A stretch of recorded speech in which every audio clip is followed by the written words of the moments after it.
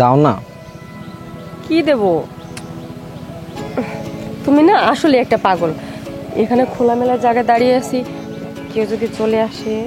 আরে কেউ দেখবে না, দাও না। দেখো আমার অনেক আনিজি লাগতেছে কিন্তু। স্যার পান লাগবো? পান? তুই আর আসার সময় পেলি না? না, পান সিগারেট কিছুই লাগবে না, যা এখান থেকে। আরে স্যার এমন করে কথা কইতেছেন কেন? নেন না একটা পান। আপনি যদি পান নেন তাহলে তো আমারও বিক্রি হইব, আর আপনার কথা জন্য ভালোবাসাটা অনেক মজবুত হইব। না, বললাম না কিছু লাগবে না, যা এখান থেকে। আরে স্যার শুনেন আগে আমার কথাটা।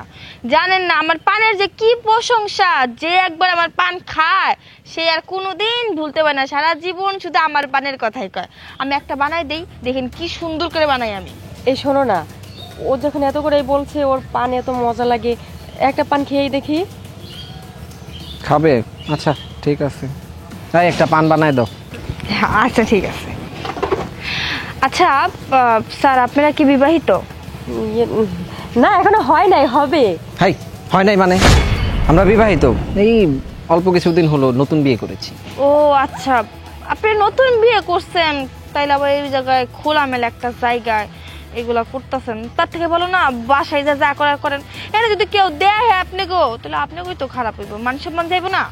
যাই হোক, আমার কথা আপনারা কিছু মনে করেন না। আসলে এখন তো ডিজিটাল যুগ, সবার হাতেই মোবাইল থাকে। কেউ যদি কোনোখান থেকে আপনাকে ভিডিও করে ফেলায়, তখন তো মান সম্মান আপনি গই যাইব। বাহ, তুমি তো খুব সুন্দর করে কথা বলো। আচ্ছা তুমি মুখে মাস্ক লাগিয়ে রাখছো কেন? ওইটা খুলো, তোমাকে একটু দেখি।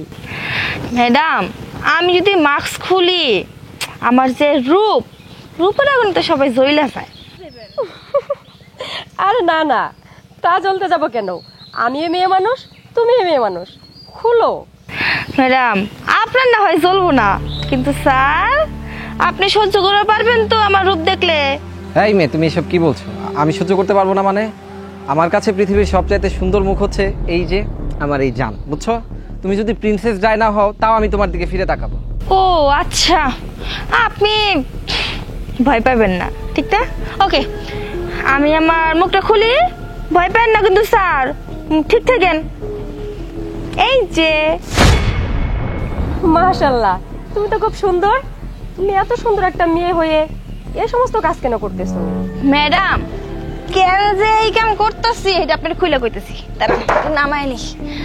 আসলে হয়েছে কি ম্যাডাম, একজন ভদ্র মুখোশধারী শয়তানরে ধরার জন্য এই হাল করছি, বুঝছেন?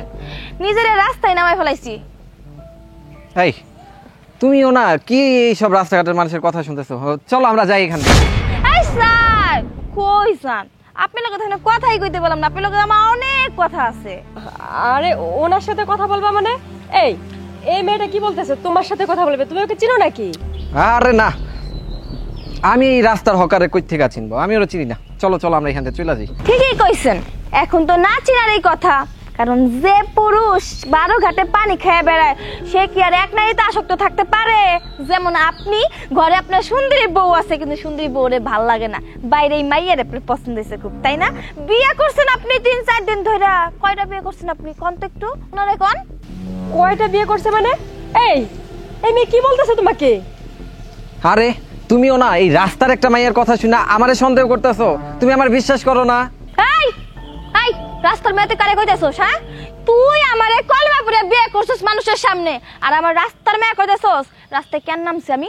তোর জন্য নামছি, তোর এই কুকিরতে ধরার জন্য নামছি। তুই কি ভাবছস তুই আমারে ঘরে রাইখা বাইরে পরে কি করে বেড়াবি, আর আমি তোর ধরতে পারুম না? আমি কি বলদ রে? এই আমার দেহে বলদ মনে হয়? আমি একটা শিক্ষিত মাইয়া, আর আমার সামনে তুই পরে কি করে বেড়াবি? ওটা আমি মাইরে নেবো এত সহজে? কখনো না। তুই যে এত বাজে নোংরা সেটা তো আমি কখনোই ভাবতে পারিনি। তোরে আমি অনেক বিশ্বাস করছিলাম, কিন্তু ভুল করছি। তুই তো শয়তান, তোর মতো শয়তানকে বিশ্বাস করে সব থেকে বড় ভুল করছি আমি। আর সব থেকে বড় ভুল হচ্ছে আমার বাপ মা তোরে বিশ্বাস করে তোর লোকে আমার বিয়ে দিছিল, বুঝছস? এই তুই পরকিয়া করতেছস না, কর। আর তোর চরিত্রের উপর আমি থুতো দিলাম, তোর মতো পুরুষের লগে আমি সংসার করবো না। তুই থাক থাক এই মাইয়ারে নিয়া। আর তুমি অন্যের সংসার ভাঙছো না? তুমি কি ভাবছো তুমি খুব সুখে থাকতে পারবা? পারবা না। আমার যেমন ঠকাইছে তোমারও ঠকাইবো, কথাটা মাথায় রাখো।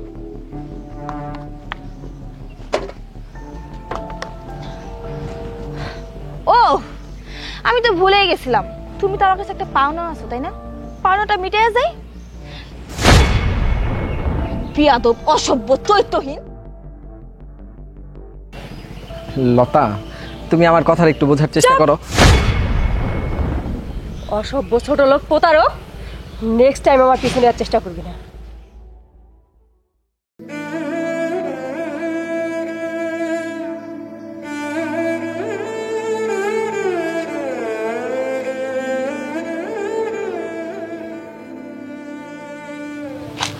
কিরে মা, কি হয়েছে তোর? কাঁদছিস কেন? বাবা, সুখে কান্না করতেছি। তুমি আমার সুখে রাখার লেগা এমন একটা পোলার লোকে বিয়া দিছো, সে আমার অনেক সুখ দিছে। সেই সুখ এখন আমার চোখের পানি হয়ে পড়তেছে। মারে, তুই কি করছ? আমি তো কিছুই বুঝতে পারতেছি না। আমি তোমার কেমনে করে কমু কও? এত বড় লজ্জার কথা আমি তোমার কেমনে কমু? ঘরে বড় সুন্দরী বউ রাইখে ও বাইরে অন্য মাইয়ার লগে পরকিয়া করে বেড়াইতেছে। আজকে আমি ওরা হাতে নাতে ধরছি। ও আমার এটা কয় জানো বাবা, ওনাকে আমার চিনেই না। ওনাকে ওই মাইয়ারে 3-4 দিন ধরে বিয়াও করছে। এটা শোনার পর বাবা, কোনো মাইয়া ঠিক থাকতে পারে? তাই ওরে আমি সাইরা চলে আইছি। ওর লগে আমি আর সংসার করবো না। বুঝতে পারছি মা, আসল কথা কি, আমি তো ভালো ছেলে দেখেই তোর বিয়ে দিয়েছিলাম।